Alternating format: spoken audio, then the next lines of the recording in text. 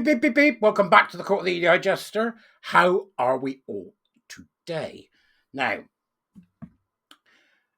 come and be a warrior teacher. Buy me a coffee. Start in April. Adverts are going up tomorrow. So you'll see where to click and where to go to come and say hello to the rest of us. Now, I've got a really interesting one this morning because this is something that's come up constantly during this entire fight against the horrors of gender ideology and everything else that comes with it. But it's one that is, I think, particularly offensive. This has come from a place called the Peachy Perspective, which is peachyradfem.com, from Kristen Zabrowski, MPA, on March the 8th, 2025. And it's interesting. I think it's predominantly a woman's point of view from America. I think that's the flavor I'm getting here, is that this is actually from America.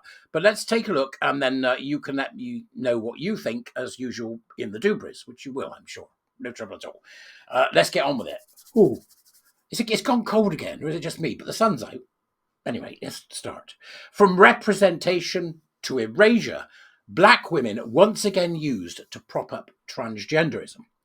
Reclaiming our reality on International Women's Day 2025. It's always been a thing. It's always been a thing. Let's see what we've got here. On International Women's Day, we honour women's struggles, strength, and achievements, but we must also face the forces trying to redefine and erase our womanhood. Today, as we celebrate women, the transgender movement is making another push to force the public into accepting gender ideology. This time, they are back to using the Black female form as their tool, and in doing so, they are also erasing lesbians by framing relationships between women as heterosexual couples. I mean, you have to despair, don't you? You have to despair. They flip-flop all the time, don't they, between different things in order to make life complicated. Well, that's queer theory for you. Just a drop of coffee there. Since 1997, when the Jeffersons introduced the first major trans storyline with a Black female actress. Yes, you read that correctly. The Jeffersons television program, they are very, very popular in the 1970s. Very popular in America in the 1970s. Introduced a major trans storyline with a Black female actress. The pattern has been clear. The Bold and the Beautiful continued it in 2050. Bold and the Beautiful is one of these daytime soap type things, you know, that you watch in the daytime for some reason, as if these people don't have jobs, right? The Bold and the Beautiful continued it in 2015 with the first trans character on daytime TV, played by a Black woman. It's just unbelievable. It's so racist. And that's what I can't get past, is the racism. It's just, but Black women are men, aren't they? Oh, God, it's the racism. Now, in 2025, the latest version of this strategy comes in the form of Jay and Pamela. This is cracking, right? A TLC reality show featuring a disabled, Black, transgender-identified female presented as a man. For the love of God. This is like somebody, that program, the Jay and Pamela, right? TLC. No idea what that stands for.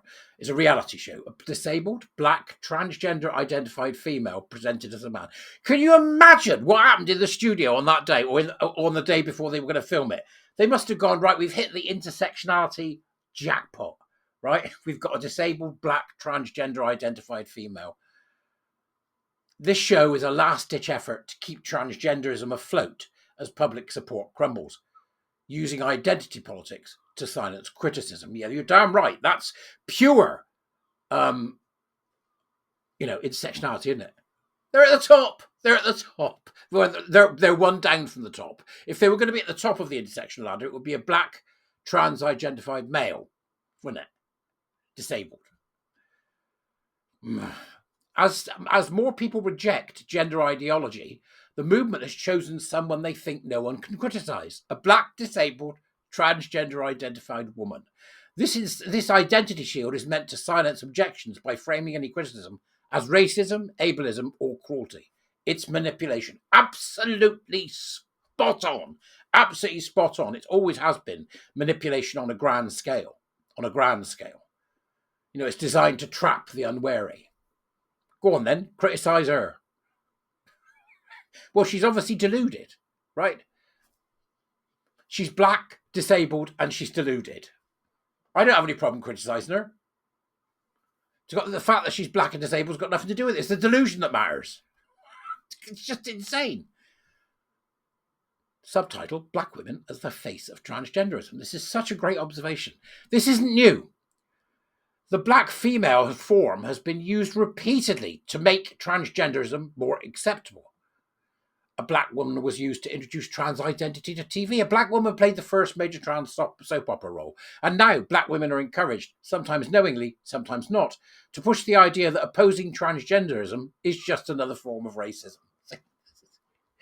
This is like, at the bottom of the scale, at the bottom of the sort of pile, really, because they're talking about they're affecting individuals. You as an individual, because this person is all of these things, you cannot criticize them. That's the game. Because they're almost at the top of the intersectional ladder. That's why.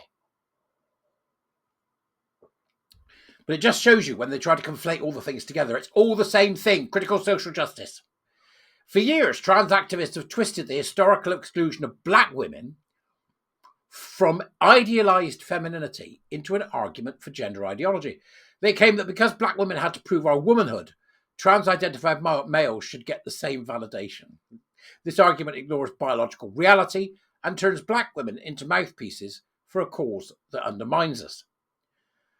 I've written about this before in Beyond Tokenism, challenging the exploitation of black struggles in gender debates.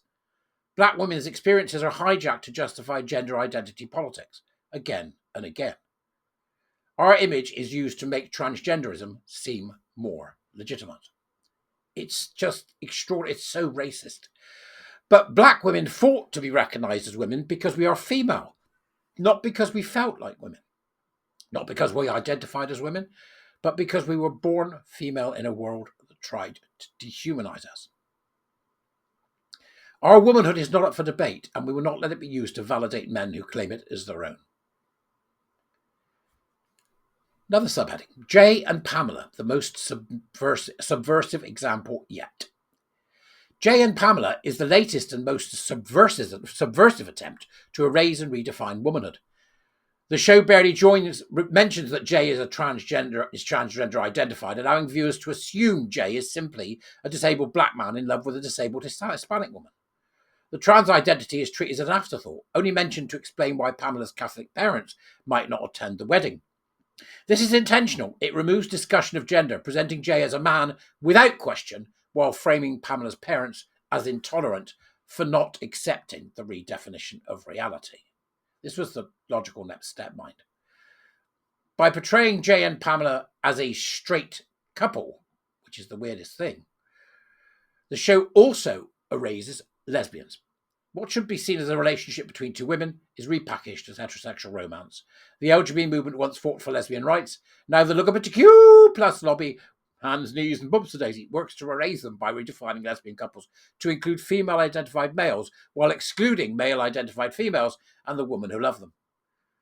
Jay and Pamela is the latest example of how trans activism erases lesbian realities with male centrism. This is not an accident. It is part of a long-term effort to embed transgenderism into the black and non-heterosexual communities by exploiting our images to push a narrative that undermines us. The method of presenting someone who is female, disabled, and black ensures that any criticism will be dismissed as bigotry.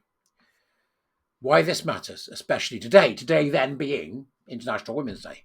On a day meant to celebrate women, we must reject those trying to redefine and erase us.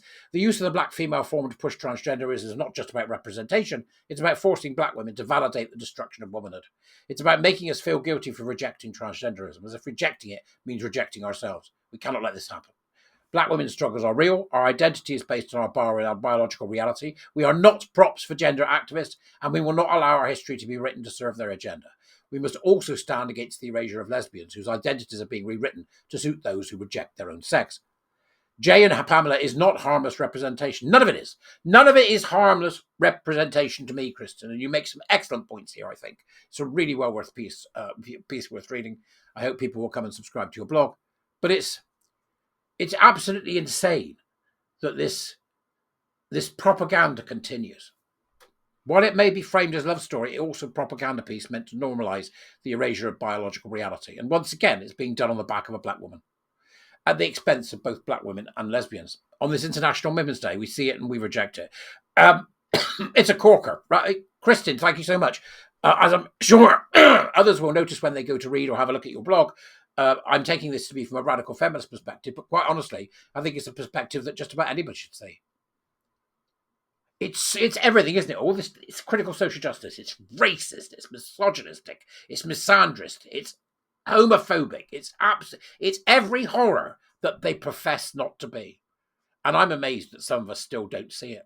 But that's just me, eh? You go well, go well, go well. I'm going to start writing now. Ooh, interesting stuff. I'll see you later. Bye-bye.